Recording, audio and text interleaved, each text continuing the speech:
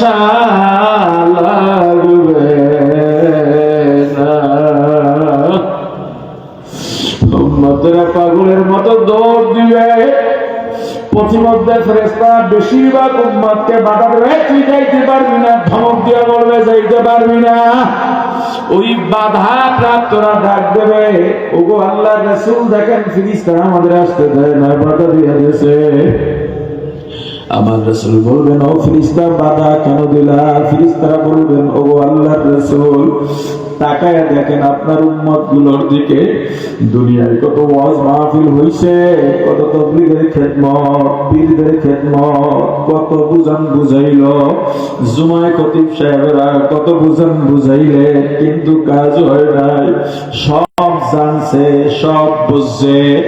আল্লাহ ঘোষণা দিচ্ছেন আপনার আদর্শ শ্রেষ্ঠ আদর্শ, এরপরেও মানে নাই, এরপরেও মানে নাই। কত আপনার উম্মতের মধ্যে পীর মাসের চোখের পানি ছেড়ে ছেড়ে হাতে পায়ে ধরে বুঝাইছে, আযাবের কথা বলছেন, জাহান্নামের কথা বলছেন, তাদেরকে এই দিনের কথা বলছেন, হাসরের ময়দানের ভয়াবহতার কথা বলছেন, কিন্তু এত বুঝান বুঝাইছেন, বোঝে নাই, বোঝে নাই, বোঝে নাই। তাকায় দেখেন আপনার উম্মতের কারো সুন্নতের নমুনা নাই, কারো দাড়ি নাই, কারো জুব্বা নাই, কারো ভিতরে সুন্নতের আমল নাই। আমার রাসূল একটা কষ্ট পাইয়া ধিক্কার দিয়া বলবেন, সুবহান সুবহান, তোরা দূর হ, তোরা দূর হ, তোরা আমার উম্মত না। সবগুলো জাহান্নামের ফেরেশতারা পায়ের হাতে জাহান্নামের শিকল লাগাইবে। আগুনের শিকল কেমনে সহ্য করবি রে আমার ভাই?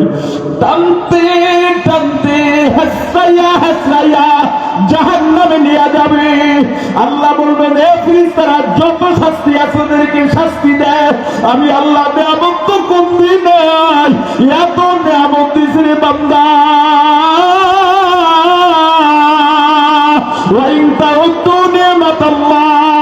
আমি আল্লাহ তোদেরকে এত নিয়ামত দিছি, যদি গণনা করতে চাও না কখনো আমি আল্লাহর নিয়ামত গণনা করা সম্ভব নয়। ও ফেরেশতা যত পারো শাস্তি দে, যত পারিস শাস্তি দে, আগুনের মধ্যে ফালা, পানি গরম বানা। এত গরম পানির আমার ভাই মাথার মধ্যে ঢালার সঙ্গে সঙ্গে গায়ের গোস্ত গুলা খসে খসে পড়ে যাবে। এমন বিষাক্ত সাপ দুনিয়াতে, সাপের বিষ নাই। ওই সাপ দেখলেও ভয় পাও, জাহান্নামের সাপের কামড় কামড়ে খাবে।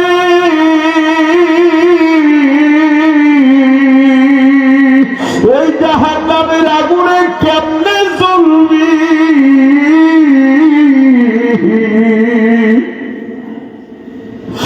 নিজের মনটাকে বুঝাও, এই দুনিয়ায় আর কয়দিন থাকবো? আল্লাহ এত নিয়ামত দান করছেন। আল্লাহ বলবেন, ও ফেরেশতারা তোমরাই তো সাক্ষী ছিলা কত নিয়ামত দিয়েছি।